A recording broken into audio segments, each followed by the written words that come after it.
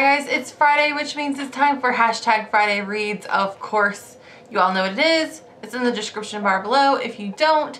So let's just get on with what I'm reading. I am still currently reading Pride and Prejudice, which is what I was reading last week. I'm also watching the BBC adaptation. I'm kind of watching one episode and then reading to that point in the book.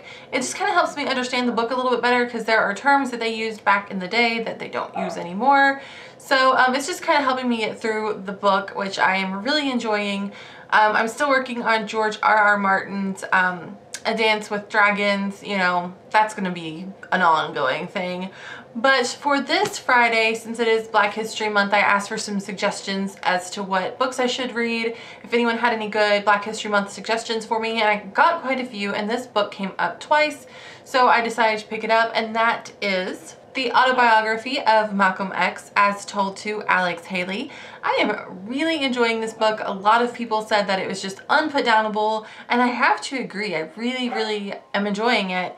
Now, I have to say that I don't agree with everything that Malcolm X was about, but I do have to say this story is really interesting.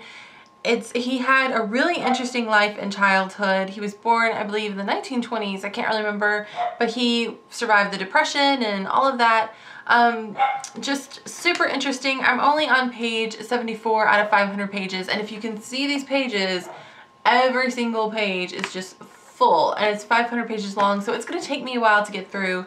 I probably won't finish this weekend, but as long as it is and as much stuff is on one page, I have to admit it's really good. I don't know what it is. It's just, I really love reading about, you know, Black history and culture and things like that. I just really enjoy it. And this is like, I'm learning so much from this book. I keep having to stop and Google things that I don't understand because I'm just a white girl.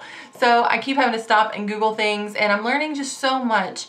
And it's kind of funny because as I was reading this, I thought, I've never read a book like this before. Like, it's just, I don't know, there's just something to it. And then I just couldn't put my finger on what it was.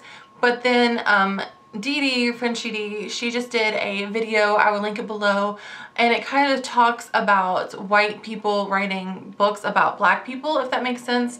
And it's a great video. I need to go over and comment on it actually, but it's a really great video about white authors trying to capture what it is to be Black, or, you know, things like that. It's just, you have to watch her video. It's really good. She talks, you know, really in depth about it. It's just a great video, and I was like, that's what has been missing. All of the books that I've read, not all of the books, but most of the books I have read about Black people and slavery and things like that have been written by white people. And no matter how much you study and no matter how much you learn or talk to people, you can never write about something you don't truly know and really capture it fully.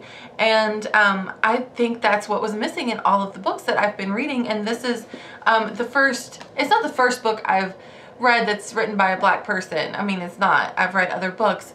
But I don't know, I just feel like that's what's missing. I feel like his perspective is so different that I'm seeing, like, you know, a bird's eye view of what it's like to be a Black person. That's something I'm never going to be able to experience myself, but this book really captures something that no other book I've read has been able to capture, if that makes any sense. Like I said, go watch her video. She explains it a whole lot better than how I've just explained it. But her video kind of put that into perspective for me. I was like, wow, that is what has been missing in my story, in my books that I've been reading. So yeah, I'm really enjoying it, really enjoying his life growing up. Like I said, I don't necessarily agree with everything that he stood for or that he believed in, but I'm really enjoying just his history and the time period that he grew up in and learning all about his life. And he was a very interesting man. He was a very handsome man too, if you didn't know that. So yeah, I'm loving this book.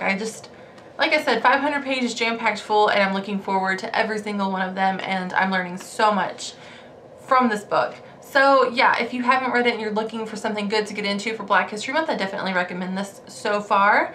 And I think that's all I have for my Friday reads. I have recently started my blog again, and all of the books that I read in January are now over on my blog. My blog is a little bit different. I don't write a whole lot about each book and what I thought about it. I don't go really in depth, but I do give a lot of information about the book and my overall just general feelings. So if you're looking for a quick review of a book, definitely go over there. I'm not very long-winded when it comes to my book reviews, so head over there and check that out. I would really appreciate it. I'm really trying to get my blog going and stuff like that. So I think that's all I have, and I will see you guys later. I hope you are having a great weekend. Bye guys.